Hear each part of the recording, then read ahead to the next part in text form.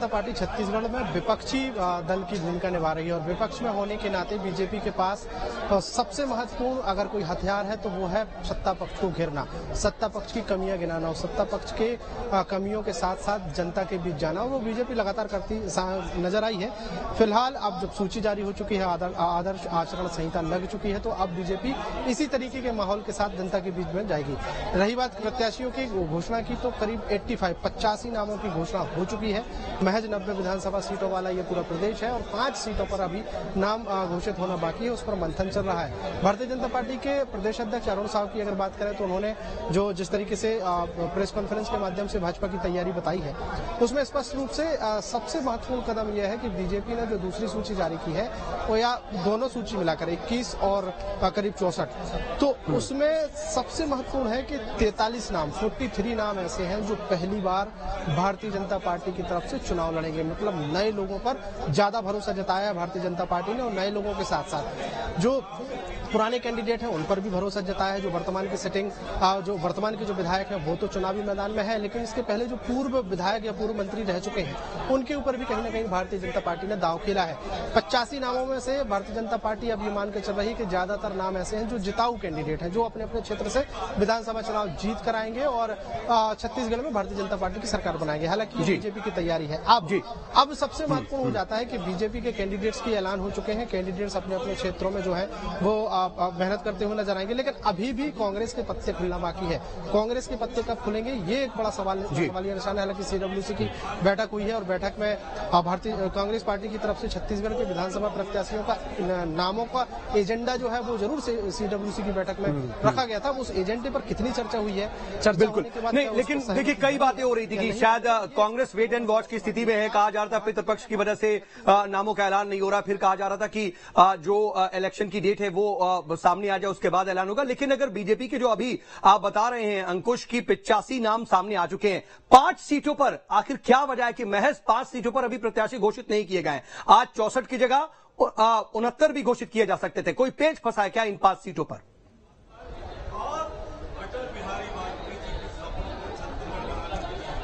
देखिए निश्चित तौर पर पेंच फंसा है। अगर पेंच नहीं फंसा होता तो स्वाभाविक तौर पर वहां से घोषणा की जा सकती थी।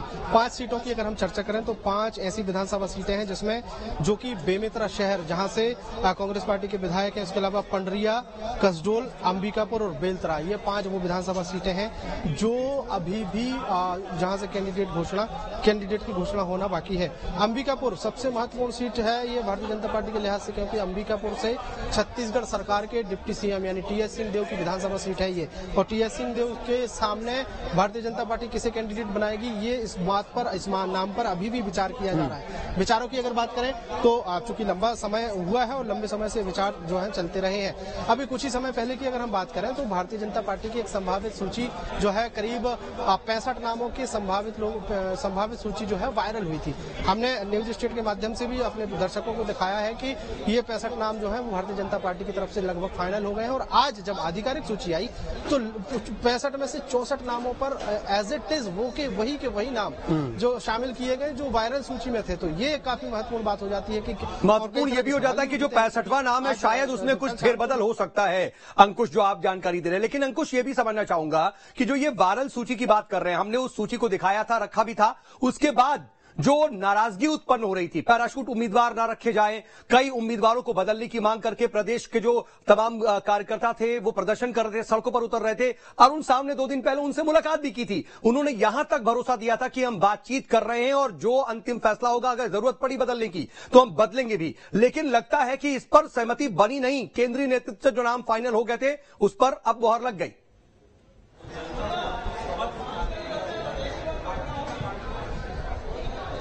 देखिए बिल्कुल, और जिस तरीके से अभी पैरासूट लैंडिंग को लेकर या फिर ऐसे लोगों का विरोध देखने को मिल रहा था, जो कई विधानसभा के लोग भारतीय जनता पार्टी के प्रदेश मुख्यालय पहुंचे थे, भारतीय जनता पार्टी के प्रदेश मुख्यालय पहुंचकर उन्होंने विरोध जताया था। जैसे अनुज शर्मा की अगर हम बात करें तो हाल ही में वो अभिनेता से नेता बने हैं, भारतीय जनता पार्टी की दामन उन्होंने थामा है और उसके बाद भारतीय जनता पार्टी ने उनको टिकट भी दे दिया। तो टिकट देने के बाद अब कहीं ना कहीं वहां के लोगों का आक्रोश भी कहा जा सकता है, लोगों का विरोध भी कहा जा सकता है, या फिर उन लोगों का विरोध कहा जा सकता है जो भारतीय जनता पार्टी की तरफ से पहले से वहां से उम्मीद लगाकर बैठे थे और वो इस उम्मीद में थे कि अब शायद बीजेपी उनको टिकट देगी। तो ऐसे लोगों के जो चाहने वाले लोग हैं या उनके जो समर्थक है वो भारतीय जनता पार्टी के कार्यालय पहुंचे थे जिन्होंने विरोध दर्ज कराया था। ये पहले दिन की बात है। लेकिन दूसरे दिन की अगर बात करें तो उसी तरीके की एक और भीड़ भारतीय जनता पार्टी के प्रदेश मुख्यालय पहुंचती है जो अनुज शर्मा का समर्थन करते हुए नजर आती है। उन्होंने कहा है कि लगातार भारतीय जनता पार्टी से जुड़े हुए ये अभिनेता रहे हैं और बीजेपी के लिए बीजेपी समर्पित अभिनेता रहे हैं और बीजेपी के लिए काम करते रहे हैं और अगर ऐसे में बीजेपी उन्हें कैंडिडेट बनाती है तो प्रदेश उस क्षेत्र की जनता उनको सपोर्ट करते हुए नजर आएगी। दो अलग अलग तस्वीरें जो है हमने हर बार देखी हैं। अलग अलग विधानसभा क्षेत्रों से जो कैंडिडेट्स के या जो उम्मीदवारों के जो समर्थक पहुंच रहे थे वो विरोध करते नजर आ रहे थे या जो वर्तमान के वहां पर उम्मीदवार हैं वो सपोर्ट करते हुए नजर आ रहे थे। तो ये बात तब तक थी जब तक आधिकारिक घोषणा नहीं हो गई थी। ये बात तब तक थी, ये विरोध तब तक था जब तक की पार्टी की तरफ से आधिकारिक प्रत्याशियों की सूची जारी नहीं कर दी जाती। अब आधिकारिक प्रत्याशियों की सूची जारी हो चुकी है। ऐसे में अब अगर किसी तरीके का विरोध उठता है या ऐसा कोई घेराव या विरोध दर्ज कराया जाता है तो स्वाभाविक है भारतीय जनता पार्टी में कहा जाता है कि ये जो पार्टी है वो एक पैटर्न पर अनुशासन के साथ कैडर बेस है। बिल्कुल अनुशासन के खिलाफ अगर कोई जाता है तो उसके ऊपर कार्रवाई होती हुई नजर आती है स्वाभाविक तौर पर। ऐसे जी और स्वाभाविक जी। और मैं अंकुश आऊंगा आपके पास क्योंकि देखिए आपने बहुत अच्छी और बहुत जो है जो जरूरी इन सूचियों में बातें थी वो रेखांकित की है। मैं आपके पास आऊंगा लेकिन इस वक्त मेरे साथ मेरे सहयोगी रोशन जुड़ रहे हैं। रोशन के पास भी जरा चलते हैं। रोशन, अगर हम सूचियों की बात करें तो ये जो अभी बीजेपी की दूसरी सूची जारी हुई है सिर्फ 5 नाम रह गए हैं लेकिन अभी कम से कम पूरी तस्वीर एक तरह से साफ होती नजर आ रही है बीजेपी उम्मीदवारों की।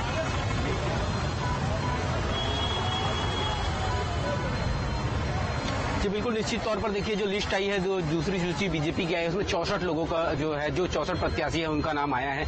बिलासपुर जिले की अगर हम बात करें तो बिलासपुर जिले में 6 विधानसभा सीट है जिसमें 5 विधानसभा सीटों में भाजपा के प्रत्याशी जो है उनका जो नाम आया, जिसमें जो बड़े नेता हैं उनमें धर्मलाल कौशिक बिल्हा से टिकट दिया गया है, मस्तूरी से कृष्णमूर्ति बांधी को टिकट दिया गया है और कोटा की अगर हम बात करें तो कोटा में प्रबल प्रताप सिंह जूदेव इनका जो नाम निकलकर सामने आया है उन्हें भाजपा की तरफ से वहां टिकट दिया गया है। वहीं तखतपुर की अगर हम बात करें तो तखतपुर से धर्मजीत सिंह को टिकट दिया गया है। कुछ ही समय पहले धर्मजीत सिंह जो है वो भाजपा में शामिल हुए थे, उसके पहले वो जेसीसी जे में रहे हैं।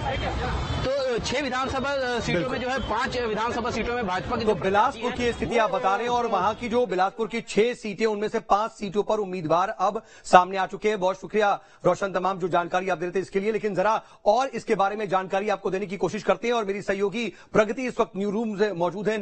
जरा प्रगति के पास चलते हैं। प्रगति, देखिए अब आज का दिन बहुत ज्यादा अहम हो गया है क्योंकि एक तरफ यह साफ हो गया है कि किस दिन दोनों ही प्रदेशों में चुनाव होने हैं और अब ये भी अब बीजेपी की तरफ से ज्यादातर उम्मीदवार भी साफ हो गए हैं कि कौन कौन से उम्मीदवार कहां से चुनाव लड़ेंगे। कुल मिलाकर के अब जो रणभेरी बजी है, चुनावी जो शंखनाद हुआ है वो अपने शबाब पर आज पहुंचता हुआ दिखाई दे रहा है।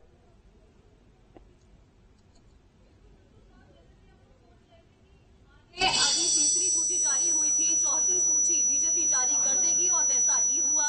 कई नाम ऐसे आए हैं क्योंकि लग रहा था कि जो पुराने नाम हैं वो कट सकते हैं, उम्र वाला जो फॉर्मूला है उसे अपनाया जा सकता है, लेकिन ऐसा नहीं हुआ। जैसे कि गोपाल भार्गव हैं, रैली से काफी दिग्गज नेता हैं, उनका नाम अभी सामने आ रहा है, वरिष्ठ नेता है। ऐसे में उम्र वाला जो फॉर्मूला हम सोच रहे थे उसे नहीं अपनाया गया है। 57 नाम सामने आए हैं, 24 उसमें से वही पुराने नाम है, मुख्यमंत्री का भी नाम सामने आ चुका है। ये साफ बता रहा है कि जो मजबूत सीटें हैं बीजेपी वहां रिस्क नहीं लेना चाहती है। साउथ छत्तीसगढ़ का अगर हम जिक्र करें तो वहां ये समझने वाली बात है जैसे 90 विधानसभा सीटें हैं, 43 नाम नए लोगों को मौका यहां पर दिया गया है, 14 सीटें महिलाओं के पक्ष में यहां पर रखी गई है, महिलाओं को दिया गया और 4 सांसदों को टिकट। कुल मिलाकर यहां पर कोई भी रिस्क लेने के मूड में बीजेपी नजर नहीं आ रही। जी बिल्कुल। और अब देखिए तस्वीर साफ होती जा रही है लेकिन अब ये देखना होगा कि क्या कांग्रेस भी अपने उम्मीदवारों की सूची जारी कर सकती है। सीडब्ल्यूसी की बैठक भी आज कांग्रेस की अहम चल रही थी यहां दिल्ली में, लेकिन अब कम से कम बीजेपी का खेमा जो है वो पूरी तरह से एक्शन मोड में, एक्टिव मोड में नजर आ रहा है। लगातार मेरे सहयोगी मौजूद हैं, प्रगति भी इस वक्त मेरे साथ न्यूज रूम से मौजूद है। प्रगति, अगर आप इस वक्त बीजेपी की रणनीति की बात करें तो क्या नजर आता है आपको? आप क्या एनालिसिस करती हैं बीजेपी की रणनीति? पहले 3 जो सूची जारी हुई वहां पर जहां पर वो कमजोर थी, और अब जो सूची जारी हुई है वहां पर जहां पर वो मजबूत थी, मौजूदा विधायक है उसके।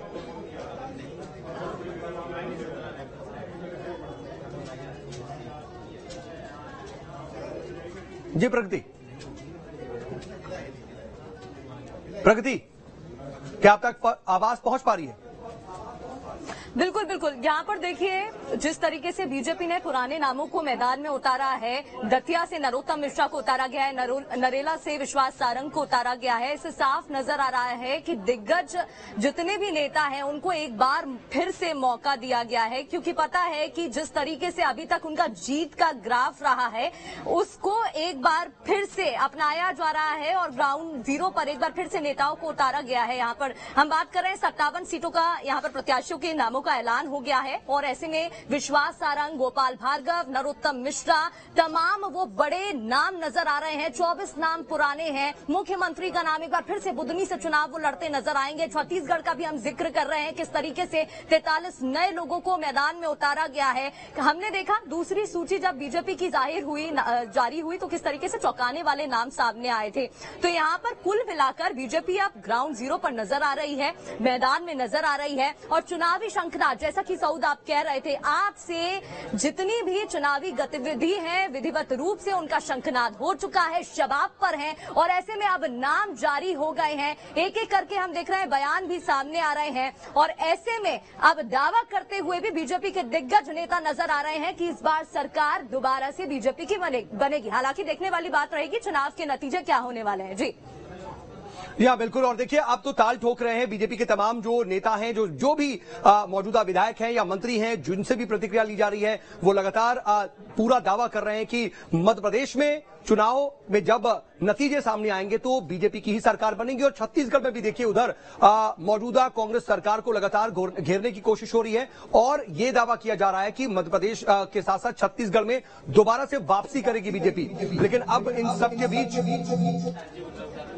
अगर अभी की बात कर लें, एक बात कही जा रही थी कि कई मंत्रियों के टिकट कट सकते हैं। मुख्यमंत्री शिवराज सिंह चौहान का बुधनी से टिकट फाइनल हुआ है। कई मंत्रियों के टिकट कटने की अटकलों के बीच 24 मंत्रियों के टिकट फाइनल हो गए हैं। कुल मिलाकर के लग रहा है कि बीजेपी अपनी पूरी तरह से जो मंथन कर रही थी उस स्ट्रैटेजी पर आगे बढ़ रही है कि किसी भी तरह का कोई उससे सवाल पूछा जाएगा या कोई भी चर्चाएं चल रही है उससे अलग हट करके उसका जो सर्वे है, उसकी जो रणनीति, उसी पर वो अमल करेगी।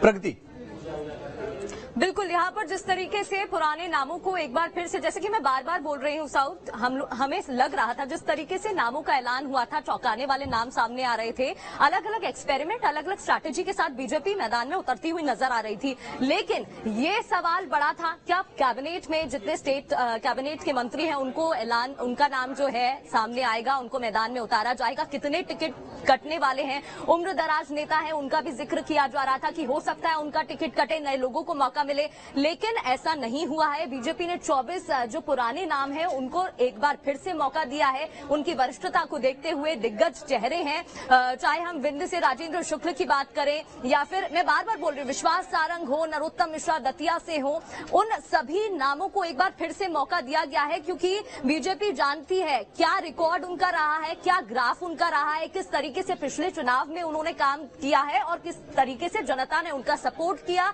उन्हें साथ दिया, और इस बार फिर से बीजेपी ने उनको समर्थन दिया है और ये सोचकर मैदान में उतारा है कि इस बार फिर से जीत उनको मिलेगी।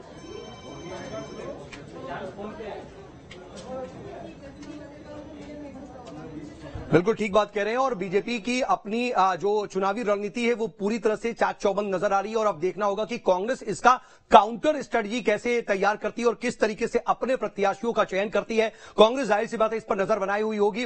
लगातार मेरे सहयोगी अलग अलग जगहों से बने हुए थे, अंकुश बने हुए थे, इसके अलावा विनोद और उसके अलावा तमाम दूसरे मेरे सहयोगी लगातार बने हुए थे और रोशन के साथ भी हम जानकारी ले रहे थे। प्रगति भी लगातार हमारे साथ मौजूद थी। इस बड़ी खबर पर लगातार हम बने हुए हैं, इसकी और भी डिटेल और भी जानकारी हम आप तक पहुंचाएंगे। एक छोटे से ब्रेक के बाद फौरन हाजिर होते हैं। बने रहेगा न्यूज स्टेट के साथ।